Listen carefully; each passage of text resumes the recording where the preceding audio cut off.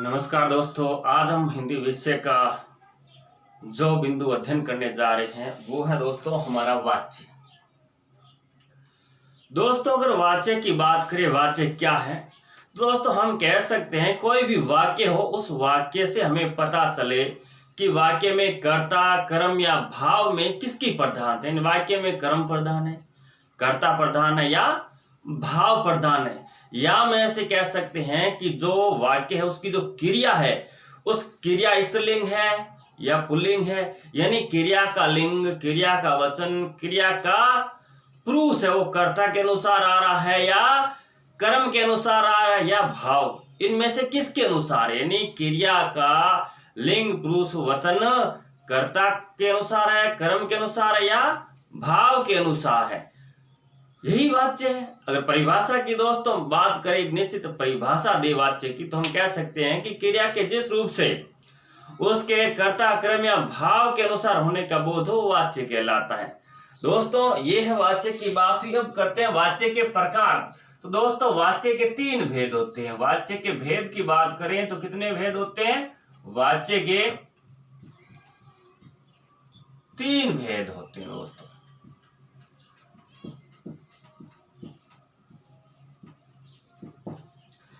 दोस्तों 3 भेद में नंबर 1 भेद दोस्तों है कर्तृवाच्य।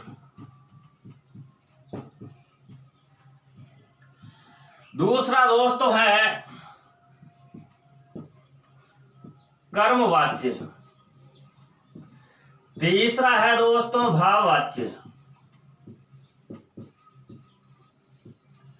आज दोस्तों हम कर्तृ, कर्म और भाववाच्य के बारे में चर्चा करेंगे कि किस वाक्य में क्रिया कर्म पर प्रभाव डाल रही है, किस वाक्य में कर्ता पर प्रभाव डाल रही है, या न कर्ता न कर्म ये भाव पर निर्भर है। तो दोस्तों कृतवाच्य की अगर बात करें तो कृतवाच्य को पहचानने का क्या तरीका है, हमें कैसे पता चले कि इस वाक्य में क्रिया का जो प्रभाव है वो कर्ता पर है। यानी अगर बात करें कृतवाच्य की परिभाषा की या कृतवाच्य क्या होता, तो हम कह सकते हैं जिस वाक्य में कर्ता प्रधान हो। यानी कृतवाच्य में एक तो क्या होगा, कर्ता प्रधान होगा, यानी क्रिया है वो कर्ता के अनुसार होगी। यानी क्रिया अगर स्त्रीलिंग है तो कर्ता भी स्त्रीलिंग होगा। यानी जो क्रिया का लिंग वचन पुरुष होगा वो ही कर्ता का लिंग वचन पुरुष होगा। और जो कर्म है ये कर्ता प्रधान होगा। और इसमें दोस्तों जो कृतवाच्य है वो सकर्मक क्रिया युक्त भी हो सकते हैं, अकर्मक क्रिया युक्त भी हो सकते हैं। यानी कर्म हो ही सकता है, कर्म न हो। अगर कर्म अगर हो तो कर्म क्या होगा, गौण होगा। यानी प्रधान क्या रहेगा, कृतवाच्य में कर्ता ही प्रधान रहेगा। कर्म यदि है तो वो गौण होगा और क्रिया के लिंग वचन पुरुष होंगे वो कृत यानी कर्ता के अनुसार होंगे। ठीक है दोस्तों, इसमें सकर्मक और अकर्मक दोनों क्रियाएं प्रयुक्त होती है। हम समझते हैं उदाहरणों के माध्यम से कि कृतवाच्य कैसे पहचानते हैं। दोस्तों अगर बात करें कृतवाच्य की तो उदाहरण लेते हैं। एक राकेश पत्र लिखता है। दोस्तों हमारे सामने एक वाक्य है। इस वाक्य में देखो राकेश क्या है, काम को करने वाला करता है, पत्र क्या है, कर्म है, और लिखता है क्या है, क्रिया। दोस्तों अब राकेश है वो क्या है, स्त्रीलिंग है या पुल्लिंग है दोस्तों? तो ये दोस्तों क्या है, पुल्लिंग है। राकेश एक वचन है दोस्तों, क्या है, एक वचन है। और पुरुष की बात करें तो ये अन्य पुरुष में आता है। दोस्तों ये पत्र भी क्या है, पुल्लिंग है, और पत्र भी एक वचन है, पत्र भी अन्य पुरुष। अब देखो क्रिया है वो भी देखो लिखता है, एक वचन होता है, लिखते बहुवचन हो जाता, लिखता है। तो ये क्या है, लिख अगर स्त्रीलिंग होता तो लिखती होता है ना, इसलिए लिखता है। ये क्या है, पुल्लिंग है दोस्तों, और एक वचन है और अन्य पुरुष है। यानी ये जो क्रिया है, क्रिया के जो व्याकरणिक कोटियां हैं वो कर्ता के अनुसार प्रयुक्त हो रही। यानी कर्ता अगर पुल्लिंग है तो क्रिया भी क्या है, पुल्लिंग है। कर्ता एक वचन है तो पुल्लिंग क्रिया भी एक वचन है, और कर्ता अन्य पुरुष में है तो क्रिया भी अन्य पुरुष में। दोस्तों एक उदाहरण और लेते हैं, जैसे यहां अगर कर दे सीता पत्र लिखते हैं। दोस्तों यहाँ सीता है वो कर्ता है, और ये क्या स्त्रीलिंग है, एक वचन है और अन्य पुरुष है। दोस्तों ये जो क्रिया है ये भी क्या है कि सीता अगर स्त्रीलिंग है तो लिखती है, ये भी क्या है, स्त्रीलिंग है। यानी जैसा कर्ता के व्याकरणिक कोटि है वो ही क्रिया की एक वचन है, ये भी एक वचन है, ये भी अन्य पुरुष में। दोस्तों तो हम कह सकते हैं कि हमने कर्ता था उसका लिंग परिवर्तित करके देखा। पुरुष था यहाँ राकेश, यहाँ सीता हमने स्त्री किया, तो ये स्त्रीलिंग होने से क्या है, क्रिया भी स्त्रीलिंग हो गई। पत्र तो कर्म है, पुल्लिंग रहेगा, एक वचन है, अन्य पुरुष में रहेगा। दोस्तों तो अगर क्रिया स्त्रीलिंग है तो कर्ता भी स्त्रीलिंग है, ऐसी अगर स्थिति हो तो वहां दोस्तों क्या होता है, कर्तृवाच्य होता है। दोस्तों और उदाहरण लेते हैं, ये देखो इसमें कर्म है, इसमें भी कर्म है, ये सहकर्मक क्रिया युक्त वाक्य है। दोस्तों उदाहरण हम अकर्मक क्रिया युक्त वाक्य का लेकर के देखते हैं, जैसे सोनू रोता है। दोस्तों यहाँ सोनू क्या है, करता है, काम को करने वाला है, और रोता है दोस्तों क्या है, क्रिया है। अब दोस्तों सोनू एक वचन है तो क्रिया भी क्या है, एक वचन है। सोनू पुल्लिंग है तो क्रिया भी क्या है, पुल्लिंग है, ये अन्य पुरुष में है तो ये भी क्या है, अन्य पुरुषी।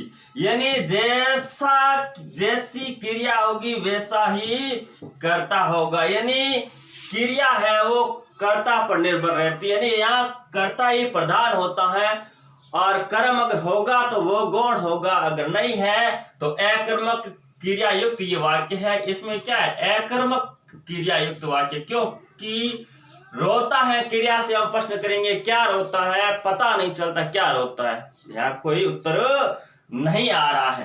रोने का काम सोनू कर रहा है तो सोनू करता हो ही गया। तो अकर्मक क्रिया युक्त वाक्य भी कर्तृवाच्य होती है। अब हम क्या है कि सोनू रोता है, या सोनू की जगह अगर हम कर देते हैं सोनू पुल्लिंग है, और इसकी जगह एक शब्द हम स्त्रीलिंग ले लेते हैं, जैसे चीकू रोती है। दोस्तों चीकू रोती, ये क्रिया स्त्रीलिंग हुई तो नहीं, कर्ता स्त्रीलिंग है तो क्रिया भी क्या हो गई, स्त्रीलिंग हो गई। ये चीकू काम को रोने का काम कर रही है तो ये क्रिया है, ये स्त्रीलिंग है तो ये भी स्त्रीलिंग है। यानी हमने सोनू पुल्लिंग की जगह चीकू स्त्रीलिंग लिखा है ना, चीकू रोती है, चीकू को स्त्रीलिंग माना हमने तो क्रिया भी स्त्रीलिंग हो जाएगी। दोस्तों अब देखो हमने बात की सहकर्मक क्रिया युक्त हमने वाक्य लिया, उदाहरण के रूप में अकर्मक क्रिया युक्त वाक्य लिया, लिंग परिवर्तित करके हमने वाक्य को देखा। वचन परिवर्तित करके दोस्तों देखते हैं, जैसे लड़के फल तोड़ रहे हैं। दोस्तों यहाँ लड़के क्या है, काम को करने वाले हैं, और ये क्या हो रही है दोस्तों, क्रिया हो रही है।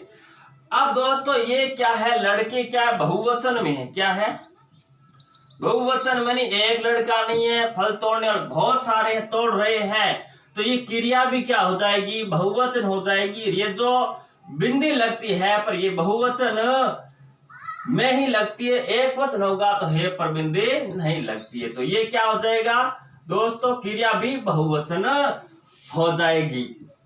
लड़के पुल्लिंग है, तोड़ रहे क्रिया भी क्या है, पुल्लिंग है। और ये भी अन्य पुरुष में है तो ये भी अन्य पुरुष में होगा, ये भी पुल्लिंग में है तो ये भी क्या होगा, पुल्लिंग में ही होगी। यानी जैसी क्रिया होगी वैसा ही कर्ता का लिंग वचन पुरुष होगा। तो ये क्या है कि बहुवचन अगर करता है तो क्रिया भी बहुवचन है।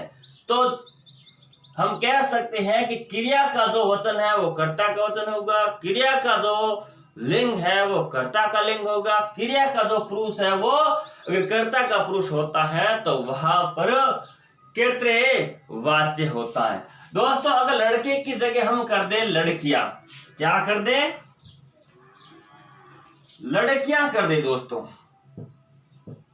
हमने बहुवचन का वाक्य लिया है और यहाँ स्त्रीलिंग जो करता है वो क्या है, स्त्रीलिंग लिया, ये क्रिया। अब देखो लड़कियां फल तोड़ रहे हैं, नहीं आएगा, क्या आएगा, यहाँ क्या है कि लड़कियां करते ही क्रिया हो गई चेंज, क्योंकि यहाँ अब लड़कियां स्त्रीलिंग है तो ये क्रिया भी क्या हो जाएगी, स्त्रीलिंग हो जाएगी। या लड़कियां बहुवचन है दोस्तों तो क्रिया भी क्या हो जाएगी, बहुवचन में ही आएगी दोस्तों।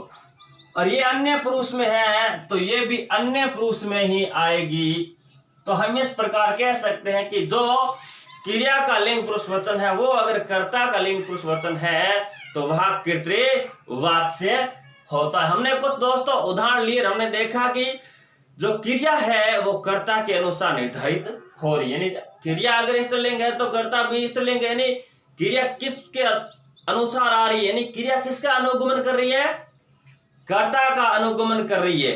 यानी क्रिया पर कर्म का प्रभाव नहीं पड़ करके किसका प्रभाव पड़ रहा है, कर्ता का प्रभाव पड़ रहा है। यानी क्रिया किस पर आधारित है, यानी क्रिया का प्रभाव कर्ता पर हो और क्रिया का लिंग वचन पुरुष है वो कर्ता का लिंग वचन पुरुष हो, ऐसी स्थिति में क्या कर्तृवाच्य होता है। दूसरी बात आपको ध्यान रखनी दोस्तों कि कर्तृवाच्य के जो वाक्य होते हैं वो सकर्मक क्रिया युक्त हो सकते हैं और अकर्मक क्रिया युक्त भी हो सकते हैं। दोनों क्रियाओं का इसमें प्रयोग होता है। अगर कर्म है तो दोस्तों वो कर्म गौण होगा, प्रधान तो इसमें क्या है, कर्ता ही रहेगा। दोस्तों इस प्रकार से ये हमारा जो कर्तृवाच्य है। अब दोस्तों एक चीज कर्तृवाच्य में आपको ये ध्यान रखनी है कि अगर कोई वाक्य हो और वाक्य में क्या कारक चिन्ह का प्रयोग हो जाए, यानी कर्ता के साथ विभक्ति जुड़ जाए, यानी कर्ता ने या ने विभक्ति जुड़ी हो तो भी क्या है कि वो कर्तवाच्य ही होगा, चाहे क्रिया जो है वो कर्म का अनुगमन करे या नहीं करे, क्रिया कर्ता के अनुसार हो या न हो। लेकिन अगर परसर्ग जुड़ा हो यानी विभक्ति जुड़ी हो, अगर किसी वाक्य के साथ में विभक्ति का प्रयोग हो यानी कारक चिन्ह का प्रयोग हो, या हम कह सकते हैं परसर्ग ये की पर्यायवाची है दोस्तों, तो वहां क्रिया कर्ता के अनुसार हो या न हो, लेकिन वह वाच्य की अगर बात करेंगे तो वो कर्तृवाच्य ही होगा। दोस्तों जैसे हम उदाहरण ले सकते हैं, सीता ने पत्र लिखा। दोस्तों यहां देखो सीता क्रिया है और ये दोस्तों हमारा है विभक्ति चिन्ह। दोस्तों पत्र है हमारे इधर कर्म और लिखा है दोस्तों हमारे क्रिया। अब देखो दोस्तों यहाँ सीता है वो स्त्रीलिंग है, लेकिन जो लिखा है क्रिया वो क्या है, पुल्लिंग है। यहाँ क्रिया कर्ता स्त्रीलिंग है, क्रिया पुल्लिंग है, फिर भी ये क्या होगा, कर्तृवाच्य ही होगा। आपको इस प्रकार के वाक्य में देखना क्या है कि ने परसर्ग का प्रयोग होना चाहिए। हमने पहले भी जो पद परिचय और बात की थी, हम पढ़ रहे थे तब कि जहां कर्ता के पश्चात ने लगता है वो क्या होता है, एक तो सकर्मक वाक्य होता है, एक दूसरी जो क्रिया होती है भूतकाल की होती है, लिखा है ना, भूतकाल एक क्रिया होगी और क्रिया चाहे पुल्लिंग हो स्त्रीलिंग हो और कर्ता स्त्रीलिंग पुल्लिंग अलग अलग हो सकते हैं, लेकिन जब नए प्रश्न का प्रयोग हो तो हमेशा कर्तृवाच्य ही होगा। यानी यहाँ कर्म क्या है, पुल्लिंग है, क्रिया पुल्लिंग है, यानी हम कह सकते हैं कि कर्म के अनुसार क्रिया आई है तो क्या है कि अपने क्रमवाच्य होना चाहिए, लेकिन दोस्तों नहीं। क्यों? क्योंकि हमें ध्यान रखना है कि इस वाक्य में कर्ता के साथ में ने विभक्ति जुड़ा है तो कृतवाच्य ही हमें मानना होगा, चाहे क्रिया कर्म के अनुसार प्रयुक्त हो रही है। कर्म पुल्लिंग है तो क्रिया पुल्लिंग भले ही हो, लेकिन अगर ने जुड़ा है तो कर्तृवाच्य ही मानेंगे। क्योंकि इस कंडीशन में क्या है कि इस समय जो क्रिया है वो अपना अनुगमन करती है, वो कर्ता का ही करती है, नहीं जैस जो क्रिया है वो अनुसरण करेगी कर्ता का, इसलिए कर्तृवाच्य होगा। दोस्तों यहाँ कर्म का अनुसरण नहीं हो रहा। एक अगर दोस्तों यहाँ अपने थोड़ा एक उदाहरण और ले लेते हैं, चलते आगे। अगर सीता की जगह हमने कर दिया राम, दोस्तों राम कर दिया तो राम ने पत्र लिखा, ठीक है, कोई फर्क नहीं पड़ा। अब हम क्या है कि पत्र की जगह दोस्तों करते हैं राम ने पुस्तक पढ़ी।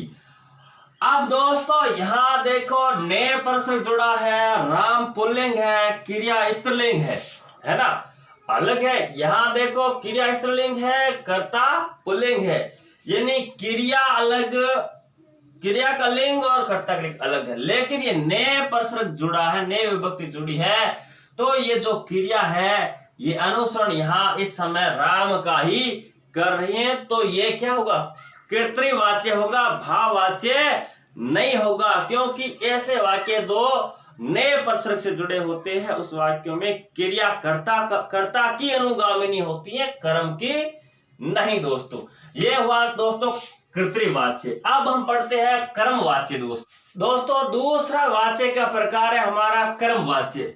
दोस्तों कर्तृवाच्य में हमने पढ़ा था कि कर्ता प्रधान होता है, और जो कर्मवाच्य होता है इसमें क्या है कि कर्म प्रधान होता है। क्या होता है दोस्तों, कर्म है वो क्या रहेगा, प्रधान रहेगा, और इसके अंदर कर्ता है वो गौण रहेगा। कर्ता क्या होगा, गौण होगा, यानी मुख्य है, इसमें कर्म रहेगा। एक बात तो ये दोस्तों। दूसरा दोस्तों कर्मवाच्य में क्या है कि वाक्य में जो क्रिया होगी, क्रिया का लिंग वचन पुरुष है वो कर्म के अनुसार होगा, यानी वाक्य में जो लिंग है, वचन है, पुरुष है, ये दोस्तों किसके अनुसार होगा, कर्म के अनुसार होगा। दोस्तों कर्तृवाच्य में क्या सकर्मक और अकर्मक दोनों क्रियाओं से युक्त वाक्य का प्रयोग होता था, जबकि इस कर्मवाच्य में क्या होगा, सकर्मक क्रिया का ही प्रयोग होगा, यानी क्रिया सकर्मक होगी न वाक्य में कर्म अवश्य होगा। और एक चीज और दोस्तों ध्यान रखनी है, जो वाक्य है इस वाक्य में जो कर्ता होता है ना, वो कर्ता या तो से ना के द्वारा, ये जो कारक चीज है ना, से है, के द्वारा है, कहीं कहीं द्वारा भी आता है, द्वारा, इनसे जुड़ा होता, यानी से, के द्वारा, द्वारा, इनसे जुड़े हुए वाक्य होंगे कर्ता के बाद। इन जैसे कर्ता लिखेंगे, कर्ता के बाद से आएंगे रा, से, के द्वारा, द्वारा, इस प्रकार से आएंगे। जैसे देखो उदाहरण लेते हैं, राकेश के द्वारा, या राकेश द्वारा, राकेश के द्वारा पत्र लिखा गया। दोस्तों यहाँ राकेश क्या है, कर्ता, और कर्ता के पश्चात में देखो प्रश्न जुड़े हुए आ रहे हैं के द्वारा, है ना। अब राकेश यहाँ क्या है, पुल्लिंग है, और क्रिया भी पुल्लिंग है, लेकिन यहाँ पत्र का अपने को देखना है कि पत्र क्या है, पुल्लिंग है, क्रिया भी पुल्लिंग है। पत्र एक वचन है तो क्रिया भी एक वचन है। तो हम कह सकते हैं कि इसमें क्या है कि कर्म के अनुसार क्रिया के लिंग वचन होते हैं। पत्र अन्य पुरुष में दोस्तों तो क्रिया भी अन्य पुरुष में। वैसे दोस्तों ये भी सेम हो सकता है, लेकिन अपने को इसका ध्यान रखना है कि कर्म का वचन कौन सा है, कर्म का लिंग कौन सा है, कर्म का पुरुष कौन सा है। ये कर्ता ये भी पुल्लिंग है, ये भी एक वचन है, ये भी अन्य पुरुष में है। और दोस्तों अगर उदाहरण ले तो हम कह सकते हैं ये राम राकेश शब्द क्या है कि पुल्लिंग था। अब एक थोड़ा स्त्रीलिंग शब्द को हम लेकर के वाक्य में प्रयोग करते हैं, जैसे सीता द्वारा पत्र लिखा गया। दोस्तों यहां अब देखो ये स्त्रीलिंग है, लेकिन यहां क्या है, पुल्लिंग क्रिया। ये क्रिया क्या है कि पत्र के अनुसार आई। जो ये पत्र कर्म है ये पुल्लिंग है, और ये पत्र एक वचन है तो लिखा गया, ये भी एक वचन है। यानी क्रिया है वो किसका अनुसरण कर रही है, यानी क्रिया किसके अनुसार है, कर्म के अनुसार है। तो यहाँ कर्मवाच्य होगा, क्योंकि यहाँ सीता स्त्रीलिंग है, ये क्रिया तो पुल्लिंग आ रही है ना। जैसे और उदाहरण हम अनेक उदाहरण से लड़कियों के द्वारा नृत्य किया गया। अब लड़कियां ये बहुवचन हो गया, नृत्य किया गया क्रिया एक वचन हो गई, लेकिन ये क्रिया किसके अनुसार आई, नृत्य के अनुसार। नृत्य तो एक ही हो रहा था, लड़कियां बहुत सारी थी। तो इस प्रकार के जो वाक्य होते हैं उनको हम इस प्रकार से पहचान सकते हैं कि ये कर्मवाच्य है या कर्तृवाच्य। दोस्तों अब तीसरा है हमारा जो वाच्य जिसको हम पढ़ेंगे वो है दोस्तों भाववाच्य। दोस्तों तीसरा हमारा है भाववाच्य। दोस्तों कर्तृवाच्य में क्रिया कर्ता का अनुसरण कर रही थी, कर्मवाच्य में क्रिया कर्म का अनुसरण कर रही थी। भाववाच्य की बात करें तो दोस्तों ऐसे वाक्य जिसमें क्रिया न तो कर्म का अनुसरण करे, यानी न तो क्रिया कर्म से प्रभावित हो और न कर्ता से प्रभावित हो, बल्कि उसका संबंध किससे होगा, भाव से होगा, तो वह भाववाच्य होगा। दोस्तों यहां जो क्रिया है वो देखो न तो दोस्तों न तो कर्ता से और न ही कर्म से प्रभावित हो। यानी भाववाच्य में जो क्रिया होती है, क्रिया का संबंध दोस्तों भाव से होता है, भाव से होता है। दोस्तों इसमें हमें क्या ध्यान रखना है, भाववाच्य को पहचानने के लिए दोस्तों दो तीन बातें आपको ध्यान रखनी है। एक तो दोस्तों भाववाच्य की जो क्रिया होती है, भाववाच्य की जो क्रिया होती है, क्रिया सामान्यतः यानी हम कह सकते हैं लगभग अकर्मक होती है। यानी क्रिया कर्म के बिना आएगी, अकर्मक क्रिया होगी भाववाच्य में।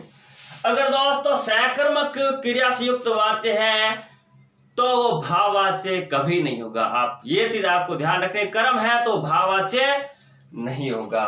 यानी क्रिया क्या होगी, सामान्यतः अकर्मक होगी। दूसरी बात दोस्तों हमें ध्यान रखनी है, भाववाच्य में क्रिया सदैव क्रिया है, क्रिया सदैव क्या होगी, एक तो एक वचन में होगी। इसको हम उदाहरण के माध्यम से भी समझेंगे। क्रिया हमेशा क्या होगी, एक वचन होगी।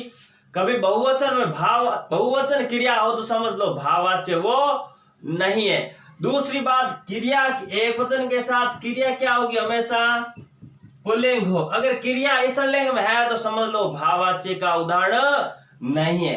तीसरी बात दोस्तों, क्रिया हमेशा क्या होगी, अन्य पुरुष में होगी।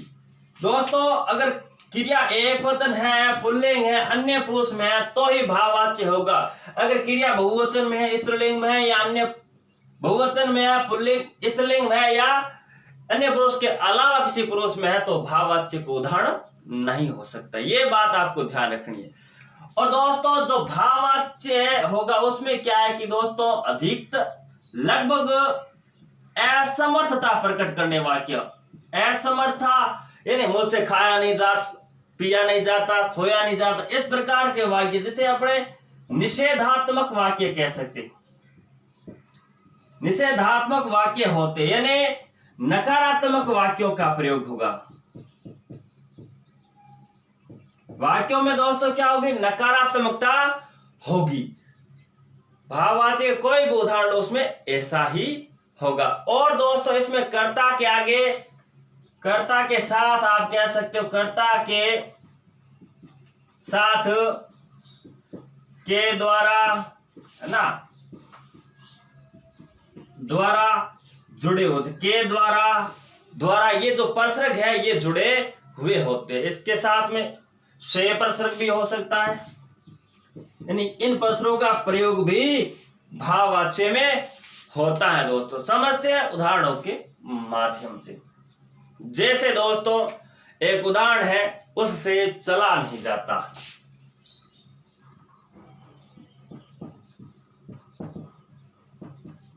उससे चला नहीं जाता। दोस्तों अब देखो, नहीं जाता नेगेटिव वाक्य, ये नकारात्मक वाक्य है, निषेध है, असमर्थता प्रकट हो रही है कि चला नहीं जाता। दूसरा देखो, इसका संबंध भाव से होता है, क्रिया सामान्य अकर्मक होगी। क्या नहीं चला जाता? पता नहीं चल रहा ना। क्रिया से प्रश्न क्या करते हैं तो उत्तर नहीं आ रहा, इसका मतलब क्या है कि वो अकर्मक क्रिया है। बिल्कुल। तीसरा में देखना है कि इसमें एक वचन है, बिल्कुल जाता है, क्रिया क्या एक वचन है, जाते नहीं है। क्रिया पुल्लिंग है, बिल्कुल जाता क्रिया पुल्लिंग है, जाती नहीं है, ये तो पुल्लिंग है और अन्य पुरुष में है। और इसके अलावा हम कह सकते हैं कि से के द्वारा जुड़ा हुआ, बिल्कुल ये उस सर्वनाम इसके साथ से का प्रयोग हुआ है। तो देखो ये से परसर्ग का प्रयोग हुआ है, नकारात्मक वाक्य निषेध है, और जाता है क्रिया एक वचन है, पुल्लिंग है और अन्य पुरुष में है। तो ये वाक्य है वो भाववाच्य का उदाहरण है। दोस्तों एक दो उदाहरण दोस्तों और लेते हैं और इसको थोड़ा और समझते हैं। जैसे हमने एक उदाहरण और लिया, मुझसे चला नहीं जाता या मुझसे देखा नहीं जाता। मुझसे देखा नहीं जाता। दोस्तों देखो अकर्मक क्या नहीं देखा जाता, कोई उत्तर नहीं आ रहा। नंबर एक हमारी शर्त पूरी हो रही है कि अकर्मक है क्रिया। दूसरी क्रिया सदैव एक वचन में है, बिल्कुल जाता एक वचन है, पुल्लिंग है, अन्य पुरुष है। दूसरी शर्त पूरी हो रही है। असमर्थता निषेधात्मक नकारात्मकता है, बिल्कुल नहीं, नकारात्मकता भी है। और तीसरी कर्ता के साथ के द्वारा से जुड़ा, बिल्कुल ये मुझ सर्वनाम है, ये किसी काम करने वाला है यानी करता है, इसके साथ से परसर्ग का प्रयोग हुआ यानी विभक्ति जुड़ी हुई है। तो हम कह सकते हैं यह वाक्य भाववाच्य का उदाहरण है। तो दोस्तों ये जो उदाहरण है इसमें हमने देखा कि जो क्रिया है वो उसमें भाव की प्रधानता है, भाव के अनुसार प्रयुक्त हुई है। दोस्तों हमें ध्यान क्या रखना है, वाक्य में क्रिया सकर्मक हो और कर्ता तथा जो कर्म विभक्ति चिन्ह से जुड़े हो तब भी भाववाच्य ही होगा। जैसे एक उदाहरण लेते हैं,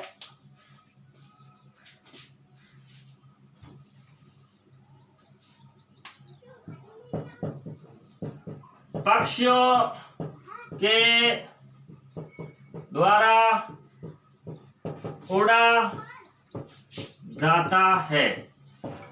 अब दोस्तों ये वाक्य है पक्षियों के द्वारा उड़ा जाता है, और या हम कह सकते हैं पक्षियों के द्वारा आकाश में उड़ा जाता है। तो दोस्तों ये जो वाक्य है इसमें देखो पक्षियों के बाद में काम को करने वाला पक्षी है, पक्षियों के बाद में देखो दोस्तों कारक चिन्ह के द्वारा प्रयोग हुआ है, और आकाश में ये अधिकरण कारक है दोस्तों, कर्म नहीं है, ध्यान रखना। उड़ा जाता है क्रिया है, यहां देखो के द्वारा प्रयुक्त हुआ है, हुआ ना। तो यही अपने को ध्यान रखना है कि वाक्य में क्रिया सकर्मक हो सकती है, अकर्मक भी हो सकती है, और के द्वारा जुड़ा हुआ हो सकता है, फिर भी वो क्या है कि भाववाच्य ही होगा। दोस्तों ये था हमारे भाववाच्य का जो शिक्षण बिंदु था वो कंप्लीट हो चुका है। दोस्तों अगले वीडियो में हम पढ़ेंगे वाच्य परिवर्तन कैसे होता है, वाच्य परिवर्तन के कुछ नियम। तब तक के लिए जय हिंद। दोस्तों चैनल सब्सक्राइब जरूर कर लें अगर वीडियो अच्छा लगे तो।